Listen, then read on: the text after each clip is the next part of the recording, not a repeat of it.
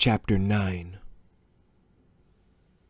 The baboon ran for them as soon as they stepped back into the hall, and it died spectacularly, the double-barreled shotgun blasting it into shreds with a deafening roar. Billy broke and reloaded with his one remaining shell. He thought he had more, but it seemed he'd lost them somewhere along the way. In any case, nothing else came at them, and they headed back out toward the main room, Billy feeling much lighter than he had in a long time. Besides the much-needed laugh, a break in the relentless chaos they'd both endured, it was the first time he'd told his story to anyone who was actually listening, who was willing to consider that he might be telling the truth. They stopped at the giant circle of stone statuary in the middle of the large chamber, looking it over. There were 6 carved animals spaced evenly around the circle, facing outward. Each had a small plaque in front of it, a small oil lamp positioned next to each plaque. The animals were expertly carved, but the whole thing was a monstrosity, a real eyesore. The animal in front of him was an eagle in flight, a snake clutched in its talons. He read aloud from its plaque, "I dance freely through the air, capturing a legless prey." He frowned, moved next to the animal over, a deer, reading from its plaque, "I stand tall on the earth with horns proudly displayed." Rebecca had walked around the unfortunate art piece, stopped at a steel gate set into the wall behind it. The gate blocked a short hall, 2 doors set into its walls. "There's a sign here, says," she turned, studying the animals. "Basically, go from weakest to strongest, using the lamps. It's some kind of puzzle." She grabbed one of the metal bars of the gate, shook it. "Must be how we open the gate." "So you have to light the lamps in order, starting with the weakest animal," Billy said. "Dumb. Why someone would go through all the trouble—" He pulled the map out of his back pocket, studied it. "It just looks like a couple of rooms back there. I don't see an exit." Rebecca shrugged. "Yeah, but maybe there's something in there we can use. Can it hurt?" "I don't know," he said truthfully. "Maybe." She smiled, turning to the stone animal nearest her, a tiger, reading from the plaque beneath it. "I am the king of all I survey. No creature can escape my grasp." Billy moved to his left to a carving of a snake coiled around a tree limb. "This one says, 'I creep up on my victims in legless silence and conquer even the mightiest of kings with my poison.'" Rebecca read the last 2 aloud. The words beneath a wolf carving were, "My sharp wit allows me to bring down even the greatest horned beast." The 6th animal was a horse, reared back on its hind legs. The legend beneath it was, "No amount of cunning can match the speed of my supple limbs." Horned beast. Billy walked back to the deer, read the part about horns proudly displayed. "So, the wolf is stronger than the deer," he said. "And if cunning can't outrace a horse, the horse is stronger than the wolf," she said. "What's stronger than the snake?" "Gotta be the eagle. It's carrying a snake," Billy said. They each circled around the statue, calling out observations, working the puzzle. They finally agreed on a sequence, and Billy walked to each animal, lighting the appropriate oil lamp in the appropriate order, from weakest to strongest, at least according to the statue. The order was deer, wolf, horse, tiger, snake, and eagle. As he lit the eagle's lamp, there was a heavy mechanical sound from somewhere inside the statuary, and the steel gate behind them rose smoothly, sliding into a niche at the top of the archway. Together, they moved down the hall. The first room, on their right, appeared to hold nothing of value at first glance. There were a bunch of emptied packing crates, a few cluttered shelves. Billy was ready to move on when Rebecca stepped inside, heading for the crates. One of them was turned away from the door so they couldn't see what was in it. and when she stepped around it, she let out an excited laugh, crouching next to the crate, pushing it around so he could see. Billy turned to her side, feeling like a kid at Christmas. Guess that damn puzzle was worth the effort after all. 2.5 boxes of 9mm rounds, a half box of 22s, which wouldn't do them much good, nor would the pair of speed loaders. Billy had to explain that the round metal gadgets were designed to quickly load revolvers, with the 50 rounds. But the box of shotgun shells, 14 in all, would certainly help. Billy wouldn't have minded running across a bazooka, but all things considered, they couldn't have hoped for much better. They spent a few minutes loading the clips they had. Rebecca found a fanny pack with a broken zipper on one of the shelves, and they loaded it up, along with her utility belt. They agreed it was better to take it all, on the chance they might discover more weapons. Billy rigged the zipper with a safety pin he found on the floor and donned the pack, comforted by the weight of so much ammo. "I could kiss you," he said, lifting the shotgun, and at her silence, he turned to look at her, saw that she'd flushed slightly. She looked away, adjusting her belt. "I didn't mean literally," he said. "I mean, not that you're not attractive, but you're... I mean..." "Don't have kittens," she said coolly. "I know what you meant." Billy nodded, relieved. They had enough to deal with without the male-female thing. Though she is pretty cute. He shook it off, reminding himself that he'd just spent a year without any women around, and now was so not the time to address it. They headed to the second door, found it unlocked. It was a bunk room, shabby and dirty, the bunks slapped together from plywood, the few blankets scattered around threadbare and dingy. Considering the poor accommodations and the locked steel gate down the hall, Billy thought it was safe to assume that the inhabitants hadn't been volunteers.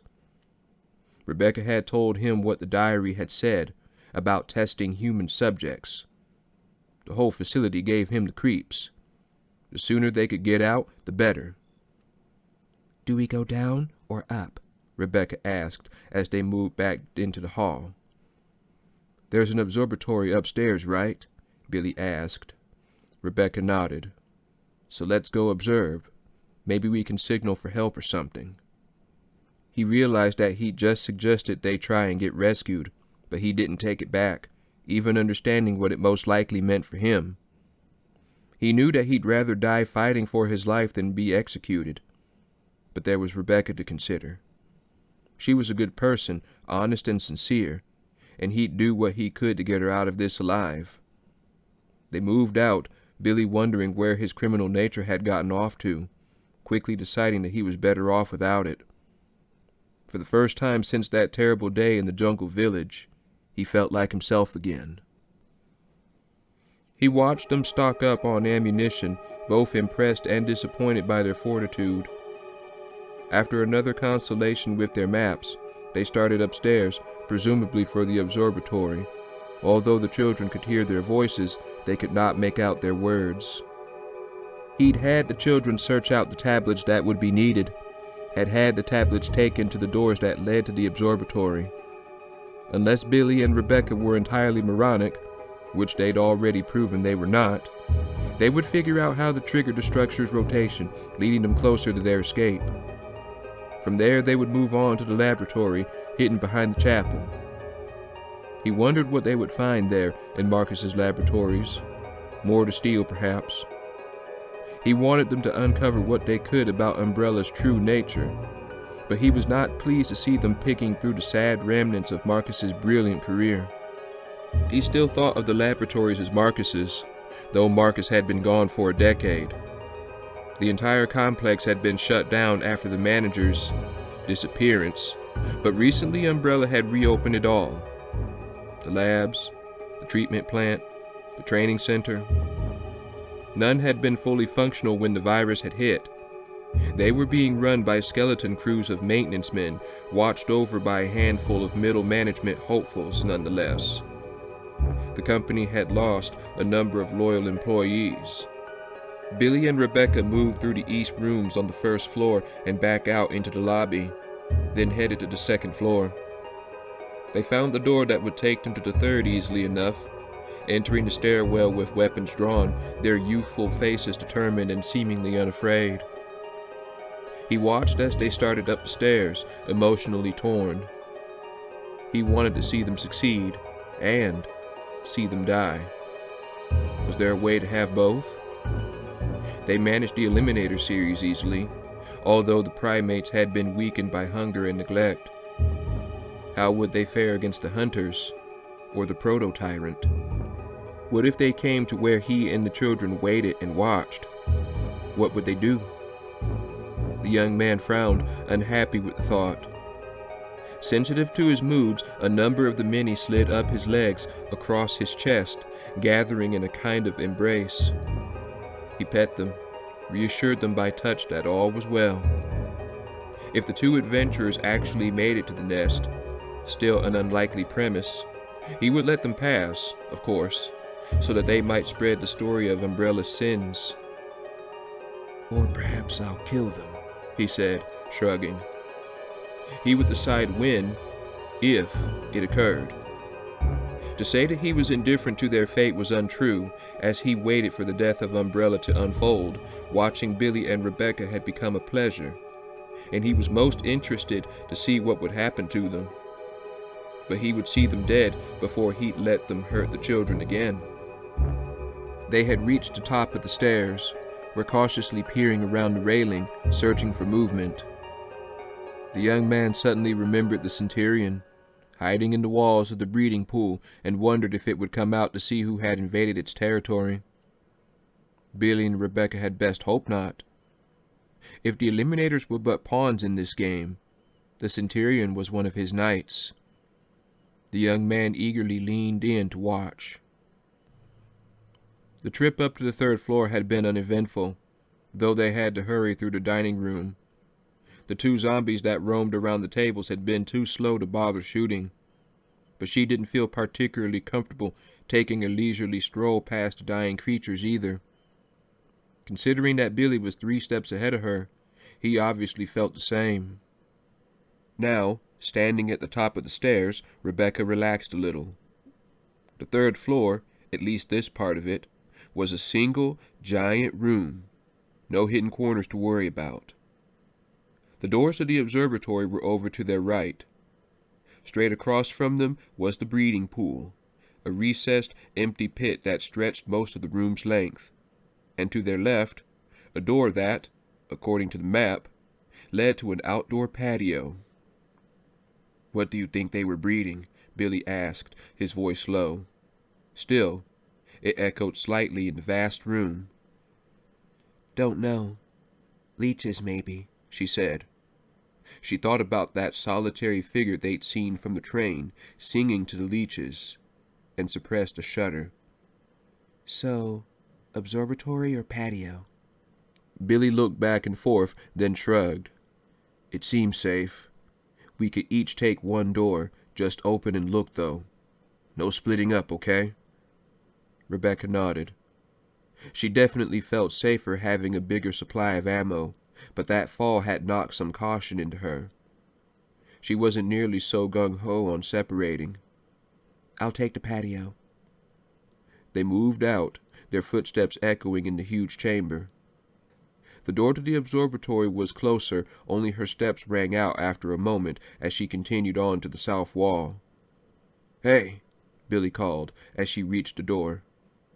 He was holding up what looked like a book, 2 more in his other hand.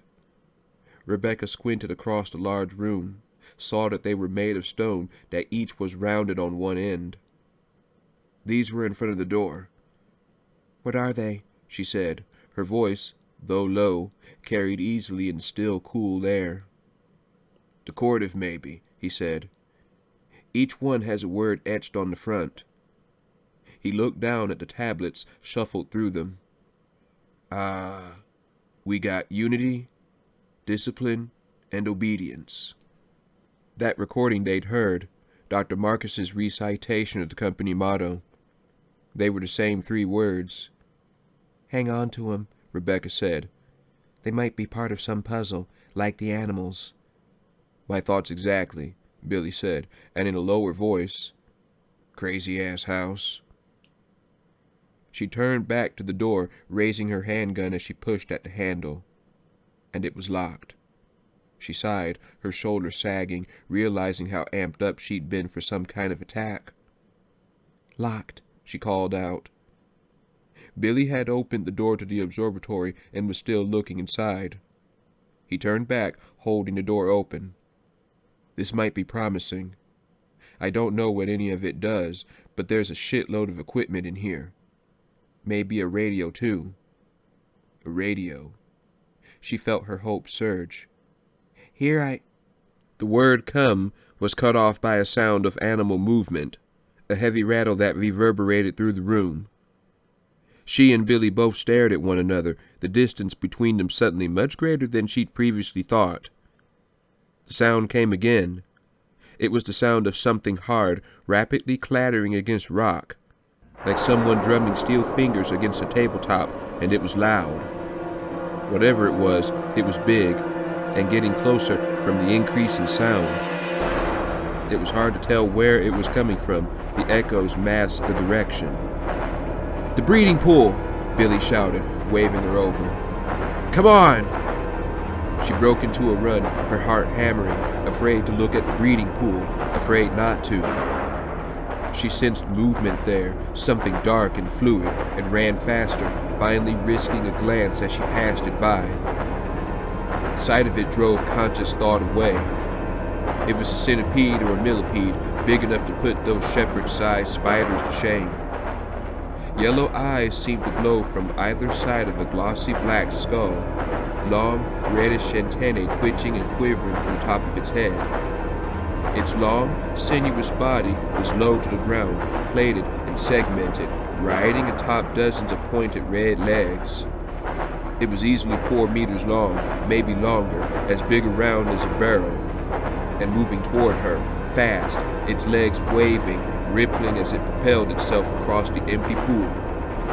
"Run!" Billy yelled, and Rebecca ran for her life, now breathing in the stink of the creature, a terrible, sour smell that would have made her gag if she'd had time to bother. Billy was holding the door to the observatory open with his foot, the shotgun trained just past her, and she could feel how close it was, feel it like a shadow overtaking her. Just as she reached Billy, he fired, pumping the shotgun and firing again as she flew past him, diving through the door. The second she was through, he leaped back, the door slamming closed. And a split second past that, they heard its body brush past the door, the sound of its armored body pressing against heavy wood. They waited, both of them staring at the door. But after a few seconds the sound stopped, became the clatter of many feet moving away. "Good Christ," Billy said. Rebecca nodded. He reached down, helped her to her feet, both of them breathing heavily. "Let's not go back that way," Rebecca said, hoping very much that they wouldn't have to. "Sounds like a plan," Billy agreed. They were silent for a moment, looking around at their sanctuary. It was a big, round room, bi-level. They were standing on some kind of catwalk that half-circled the room. Another set of doors was at the northern end. Near the doors was a short ladder off the walk, leading down a metal mesh platform that was lined with equipment. Beneath the platform was darkness. Together, they moved around the walk, stopping at the second set of doors. Locked. They exchanged a dismal glance but said nothing, headed for the ladder. Rebecca went down first, stopping at the large piece of machinery that dominated the room at its center, presumably the telescope. There was a telescope arm, but it was high overhead, out of reach. Behind her, Billy was looking at the rest of the equipment, computer banks and other machines that she didn't recognize. She turned back to the telescope, looking down at the console, and felt her breath catch. There were 3 empty depressions on it, each shaped like a small tombstone, flat on one end, rounded on the other. "I don't see a radio here, but," Billy was saying until she interrupted. Tell me you still have those tablets, she said. Billy turned, looked at the console as he unzipped his pack. He pulled the tablets out, each about the size of a paperback book, but thinner. Rebecca took them, remembering Umbrella's discomforting motto as she set them in place. Obedience breeds discipline. Discipline breeds unity. Unity breeds power. And power is life, Billy finished. As soon as the third tablet fell into place, a giant sound filled the room, a sound of vast machines at work, and they could feel the room around them start to descend like an elevator. Not just a platform, the entire room, walls and all. Beneath their feet, the darkness rose up, became a pool of water agitated into a froth by the moving platform. Rebecca had a second to wonder if the platform was going to stop, a flash of panic that they were about to be drowned. And then the sound of machinery died away, the room becoming still again. In the last, fading drone of the machines, they heard a clear click sound coming from the northern doors overhead. They looked at each other, and Rebecca saw her surprise mirrored on his lean face. "Guess we know where to go next," Billy said, trying to smile, but it wasn't a convincing one. Rebecca didn't even try. They were being led. But was it to freedom, or like lambs to slaughter? One way to find out. Without speaking, they turned and walked to the ladder.